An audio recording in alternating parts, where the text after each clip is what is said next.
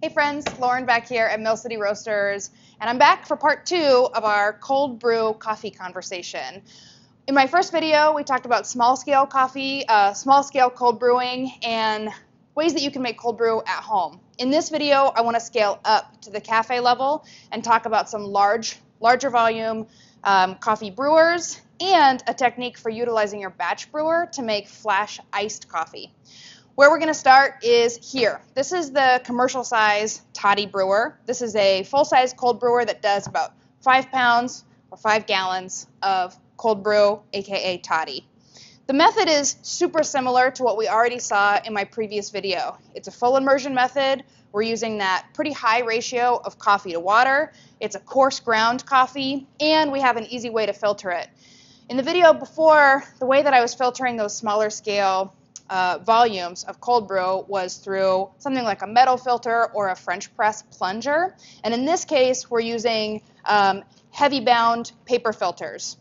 This brewer comes with an outer liner that is sort of sitting inside, sort of like a trash liner, and then a heavier paper liner, and this is where all of my coffee is. So a little hard to see here, but in this case, I have 2 pounds of coarse ground cold brew, and for my coffee choice today, I'm using a blend of a Guatemala and Colombia bean. I'm using this blend because I think the flavors are going to go really well with cold brew, and it's a coffee that is a little bit older in our roastery. And I think I mentioned already, cold brew is one of those nice places to find a home for some roasted coffee that maybe didn't sell on your retail shelf or has aged out of your espresso or your pour over bar, and you just need to use it up and you don't want to waste it. So to this 2 pounds of ground coffee, I'm going to go ahead and add 2 gallons of cool water.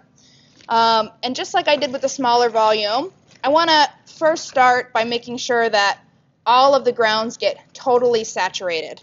So I'm pouring my first half gallon, and then I'm going to just take a clean wooden spoon or paddle and just kind of stir all of these grounds up, just to ensure that I don't have any dry pockets, making some kind of a coffee batter in there. And then I'm going to get some more water. Cool. Here's pitcher number 2 going in.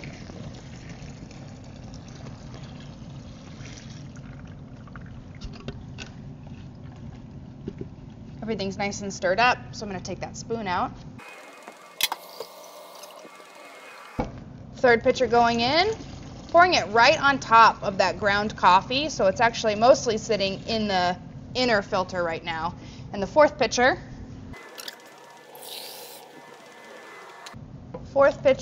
going in. Cool. So what we've got brewing now is 2 gallons of what will become cold brew concentrate. I'm just going to twist this filter off at the top, just let it sit gently in there, throw a lid on it, and because I'm a diligent cafe employee, I'm going to write the time and the date on this Toddy Brewer. Tomorrow at around this time, 24 hours from now, we're going to go ahead and use this spigot to siphon the completely brewed cold brew concentrate into service pitchers, just like this one. Which leads me to my next point. Do you store your cold brew concentrate as a concentrate, or do you dilute it so it's ready for service? That question is kind of up to you, and what it's going to come down to is 2 things. A, how busy are you, and how rapidly do you need to be able to get cold brew into cups and into your customers' hands? And B, how much refrigerator space do you have? The cold brew concentrate can be stored in the fridge for up to 2 weeks, but if you're working with really small under-counter fridge, bar fridges, you can't really fit more than 3 or 4 of those in here. If that's the case, I'm going to recommend that you store the cold brew concentrate undiluted and cut per beverage. So when the customer orders cold brew, you're cutting it with cool filtered water right to order. If you have a lot of storage space, or you're just not going through that much cold brew in an afternoon, you can go ahead and cut it right in the pitcher. Again, 1 part cold brew to 1 part water, and then you can have this sort of ready to pour. One thing that you'll see on menus kind of all over the country these days is nitro cold brew. Nitro cold brew is cold brew concentrate or diluted cold brew that is simply nitrogenated or infused with nitrogen. You've probably seen nitrogen beverages on cafe menus before. They're showing up more and more in herbal teas, in coffee beverages. We know them from some beer applications, nitro stouts. Guinness is a great example of a nitro beer. Nitrogen creates very small and creamy bubbles that is a lot smoother and richer than carbonated beverages. And as you pour the drink, it has this beautiful cascading effect. Nitro cold brew is popular because it both sort of enriches the body or the mouthfeel of the cold brew itself, but it also enhances the perception of sweetness and creaminess. So a lot of people find that it tastes almost like it has cream and sugar added to it, but you didn't need to add anything at all. The way that you would nitrogenate cold brew in your own cafe is, again, there's a couple systems. What we have here is a pony keg, just a small keg that you can use for small cafe applications.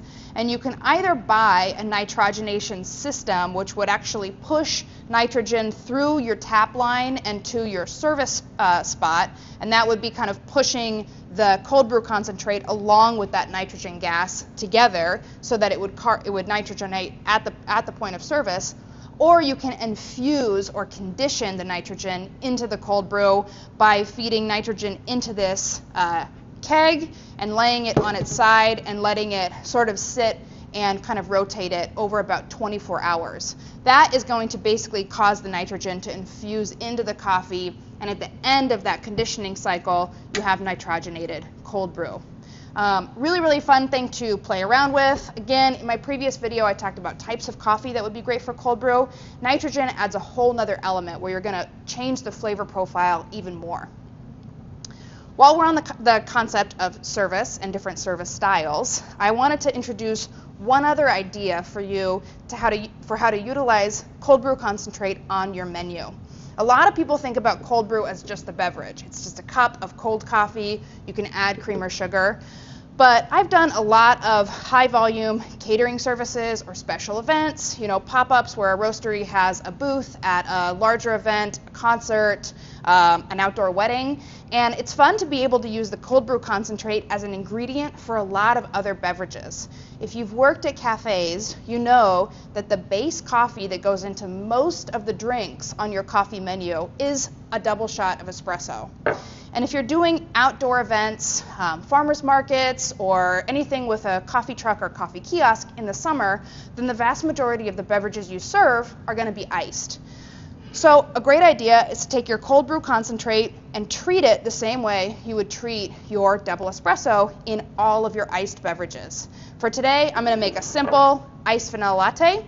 You can start with a plant-based beverage or whole milk. I'm going to add, just like I would for a to-go drink, about 10 to 12 ounces of that dairy milk, maybe 2 pumps of my organic vanilla syrup, and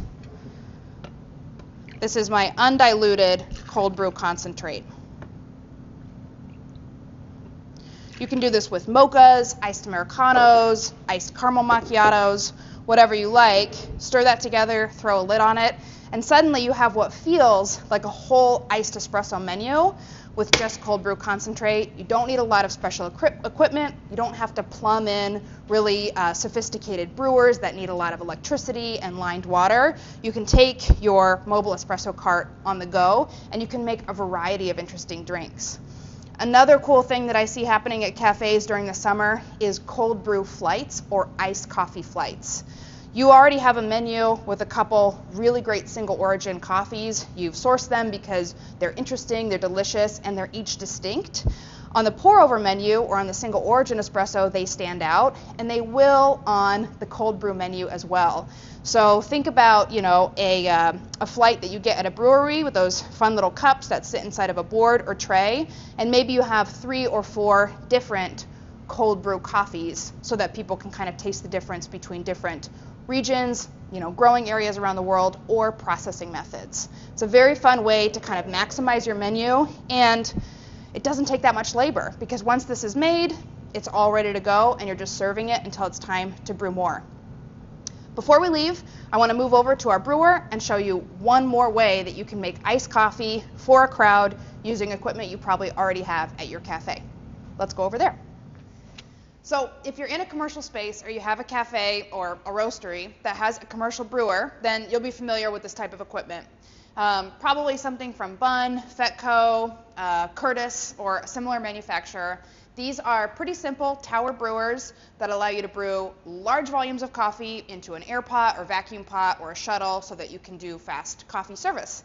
What we use here in the roastery is gallon-sized brewers from Bunn, and we brew into some large thermal shuttles.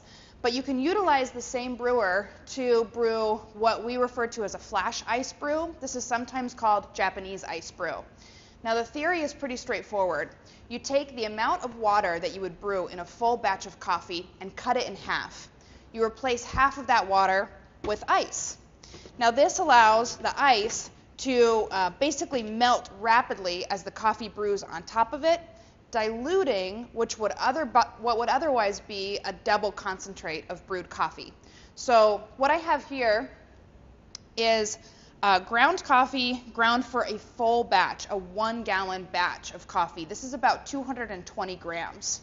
But I'm going to change my setting on my brewer to brew only a half batch of water.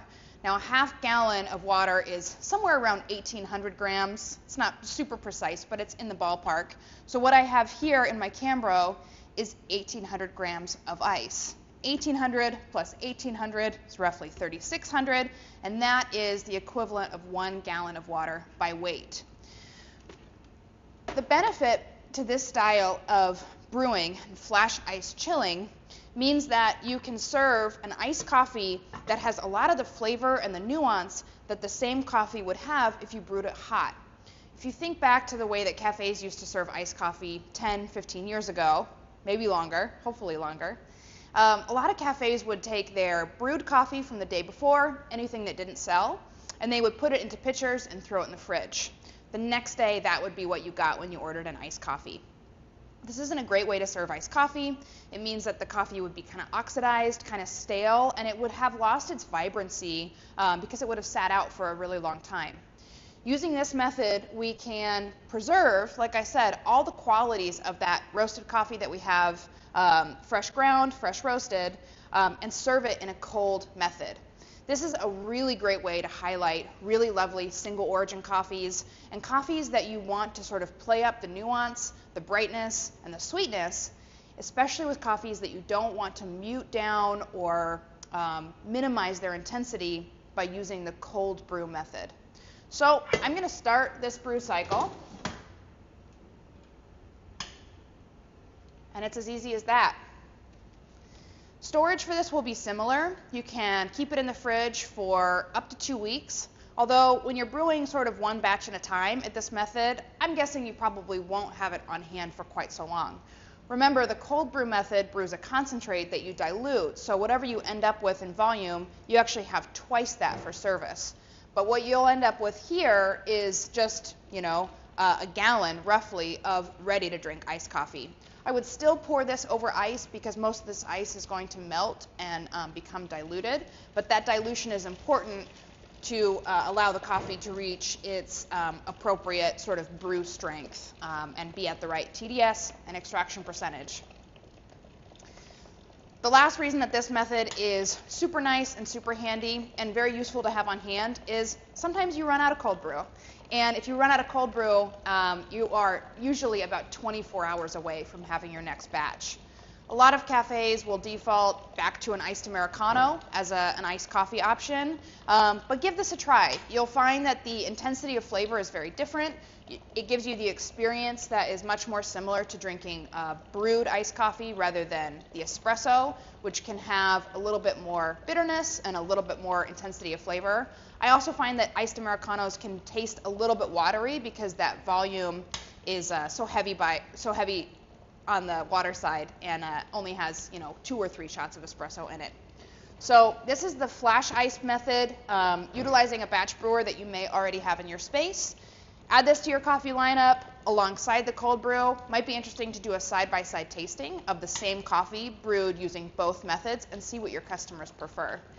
As a parting thought, the coffees that I really like to use for the flash ice brew are natural process coffees. Ethiopia's, Colombia's, and other coffees that have really nice, big, bright, fruity flavors tend to do really well here on the flash ice method. It ends up just being like this really fruity, bombastic sort of Hawaiian punch experience. And a really nice way to kind of think about your cold brew blends for the summer or your iced coffee blends for the summer is to think about components like that play up fruit, ripe, and sweet flavors, which are the flavors that we associate most with summer and with summer bounty. Hope you've enjoyed this series. If you have more questions about brewing methods or ways to utilize different extraction methods in your cafe, let us know in the comments, and we'll see you soon. Happy summer.